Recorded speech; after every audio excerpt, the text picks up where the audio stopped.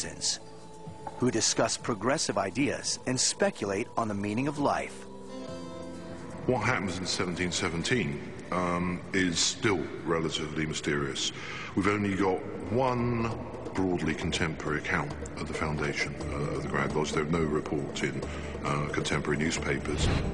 Freemasons have a long tradition of secrecy. Some of the original secrets of the Freemasons were the operative secrets. They knew how to cut stones so it would be as strong as possible if they put it across a lintel. They knew how to make arches. Very importantly, they knew how to make squares. Getting the best jobs meant proving you were a member of the craft. Stonemason who is travelling from one building site to another, how is he going to identify himself to someone else that he is a stonemason? Well, he's got handshake, and this only shows that they are stonemasons. The operative tradition of keeping trade secrets carried over to the speculative Masons, who established handshakes, passwords, and rituals to create a sense of membership in their club.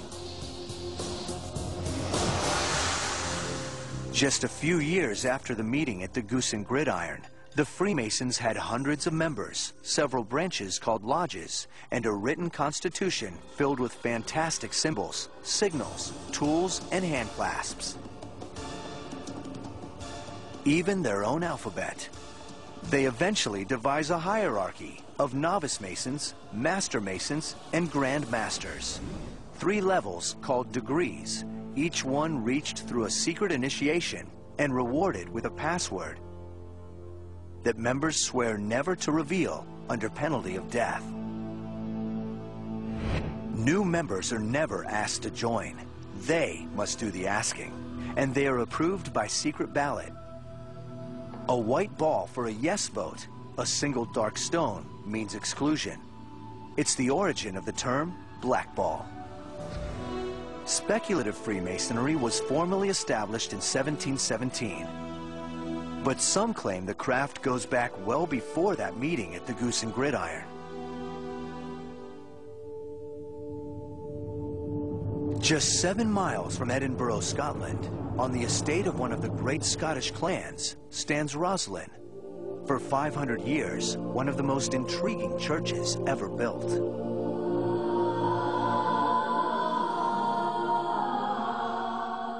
I've studied this certainly 40 years. I have to say that the place is as big a mystery to me almost as it was when I first began as to why it was built. It is a total mystery.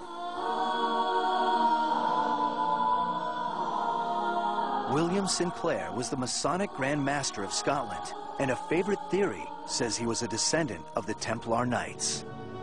According to the legend, after their destruction by Philip of France in 1307, some of them retreated to Roslin to preserve their secrets in ritual and in stone, and to nurture their hatred of the French crown. Centuries passed. In the 1700s, they allegedly re-emerged as the Freemasons. And in 1789, after 5 centuries in hiding, they retaliated against the King of France by igniting the French Revolution. Or so the legend goes. It was an event unprecedented in history, the overthrow of a sitting king.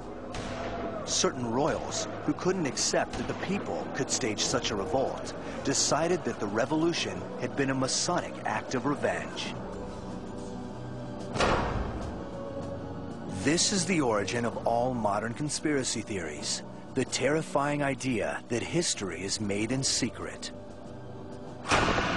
There's something in us that desires to belong to the inner ring, that circle that believes in certain secrets of which the outside is not privy to. If you can build a conspiracy theory about Jews or Freemasons or Catholics or humanists or any group, you're starting to make sense of a chaotic world because there's an invisible, hidden hand that's secretly operating everything, and that has a certain psychological appeal. But the conspiracy theories don't end with France. Even more ambitious is the idea that the Masons established an entirely new country of their own, the United States.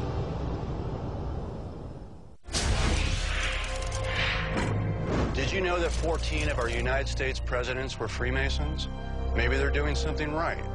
Is that coincidence or evidence of a shadow government? In the second installment of National Treasure, my quest to clear my family name in the Lincoln assassination leads me to the Book of Secrets, a book for presidents' eyes only. There is a book, and it has the information you need. There's this book that's been passed down from George Washington to George Bush, but nobody talks about it, and that's the Book of Secrets. And the place that it's kept is only known by the current president. Where is it? I can't tell you about the book. We discover new things every day. You never know what secrets of the past still remain to be discovered. Oh, Area 51. Skinny says, shh, we don't have time. We don't have time. Now, back to the secret history of the Freemasons. It is one of America's great ironies that the leadership of a country founded upon the principles of liberty and open government is deeply entwined with a cryptic club where modern men masquerade as ancient kings. It's been this way since the beginning. It's December 1773. In a Boston tavern, a group of wealthy businessmen hold a secret meeting. Among them, Paul Revere and John Hancock. Both are Freemasons. The inn is a Masonic hangout. Tonight's agenda, however, is not ritual, but revolution. For years, these upper-class colonists have initiated members by acting out strange costume dramas. Now, fed up with English taxes, they dress up to initiate a new nation. They disguise themselves as Mohawk Indians, sneak aboard a British merchant ship, and dump a cargo of tea into the harbor.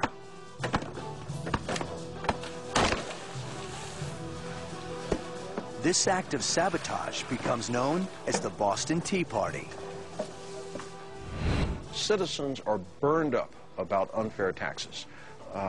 They're going to take the tea and throw it in the harbor, and of course it's widely held to be a Masonic event.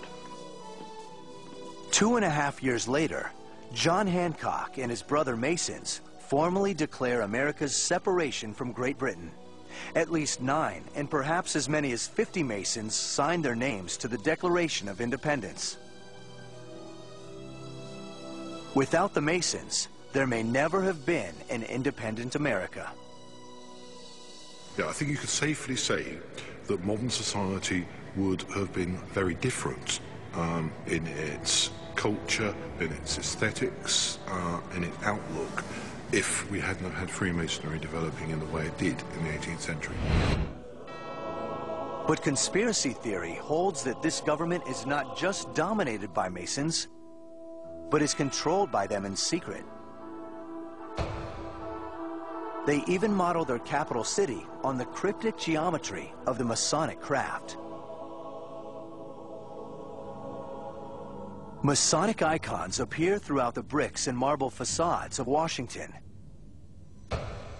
Even the laying of the cornerstone of the U.S. Capitol was overseen by George Washington, dressed in full Masonic regalia. The gavel in American courtrooms comes from Masonic tradition. And the Washington street grid just north of the White House traces out a star which appears in Masonic symbolism, but which some insist is a satanic pentagram. There is also the shocking symbolism on the reverse of the U.S. dollar bill. America's founding fathers appointed a committee to design an emblem for the infant nation. Ben Franklin, the only Freemason on the panel, suggested a pelican feeding her young. But the idea was shot down in favor of an eagle with 13 arrows in its grasp. And then there is the all-seeing eye atop a pyramid, apparently referring to Egypt,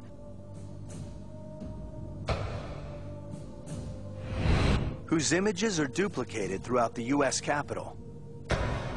These icons on the dollar are accompanied by 3 Latin words, Novus Ordo Seclorum, a reference, so it's claimed, to a new world order run by anyone from either president